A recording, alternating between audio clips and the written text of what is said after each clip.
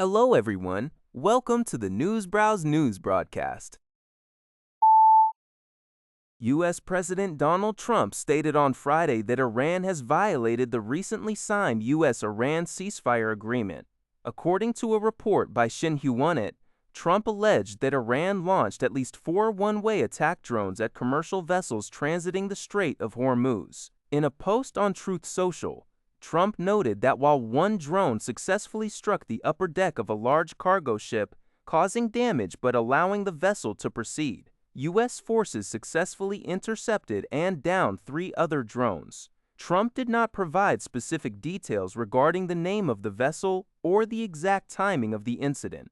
However, the report references a statement from the British military confirming that a ship was struck by a projectile off the coast of Oman on Thursday. Following the attack, the International Maritime Organization, IMO, announced that it has suspended efforts to evacuate ships stranded in the region due to the ongoing security risks in the vital global energy waterway. The Democratic Republic of the Congo, DRC, has filed an application with the International Court of Justice, ICJ, against Rwanda, accusing its neighbor of direct responsibility for 3 decades of atrocities in eastern DRC. According to Al Jazeera, the Congolese government alleges that Rwandan armed forces and proxy rebel groups, including the M23 militia, have carried out massacres, sexual violence, and forced displacement since 1996, primarily targeting Hutus and other Congolese ethnic groups. The conflict recently intensified when M23 rebels captured the strategic eastern cities of Goma and Bukavu in early 2025, displacing hundreds of thousands of civilians and undermining U.S. and Qatari-brokered peace efforts. United Nations experts and several Western governments have previously reported finding substantial evidence of Rwandan support for the M23 rebels. Although Rwanda has consistently denied these allegations, justifying its military actions as self-defense against the FDLR Hutu militia, the DRC is asking the UN's top court to order an immediate end to Rwanda's military operations and award full reparations to the victims. According to a report by DW, John Bolton, the former National Security Advisor during Donald Trump's first presidential term, has pleaded guilty in a federal court in Maryland to one charge of illegally retaining classified information. The 77-year-old expressed regret during his appearance before U.S. District Judge Theodore D. Chuang. Under a negotiated plea deal, Bolton faces a fine of $2.25 million, the forfeiture of his government pension, and up to 100 hours of community service. He must also debrief with U.S. intelligence and Department of Justice officials. While prosecutors initially sought an indictment containing 18 charges and a potential 10-year prison sentence, the plea agreement could result in a significantly reduced sentence of up to 5 years, or potentially no prison time at all. Bolton was accused of sharing classified materials with unauthorized individuals, reportedly his wife and daughter, to compile his memoir, The Room Where It Happened.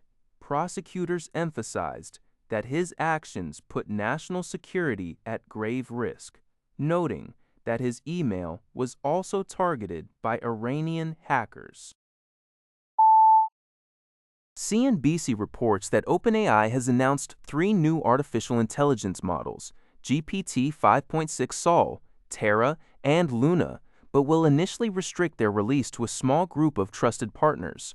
This move comes at the request of the U.S. government, which is seeking to assess the capabilities of powerful AI models before they are made widely available. OpenAI stated that it shared its launch plans with federal officials ahead of the announcement. While the company expressed a preference for broad, unrestricted access, it emphasized that it is working with the Trump administration to establish a framework for safety assessments and a repeatable process for future model releases.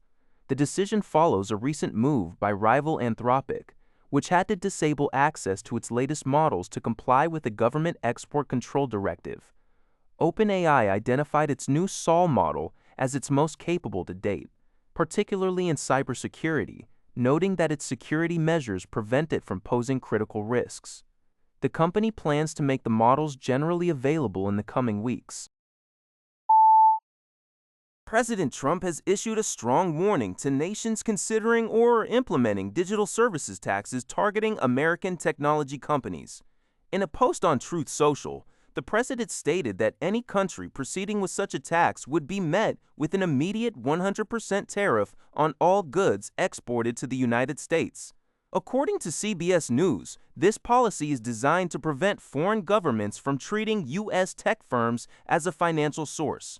The president emphasized that this move would override existing trade agreements with affected partners. The announcement comes as nearly half of the European members of the OECD have moved toward or implemented these taxes, which the White House views as discriminatory. Trump has previously set a deadline for a broader trade deal with the European Union, but digital taxation remains a significant point of contention. This latest threat is a continuation of the administration's aggressive trade stance, following previous investigations into foreign digital tax policies aimed at strengthening U.S. corporate interests on the global stage. That's all for this video. Thank you for watching. See you in the next video.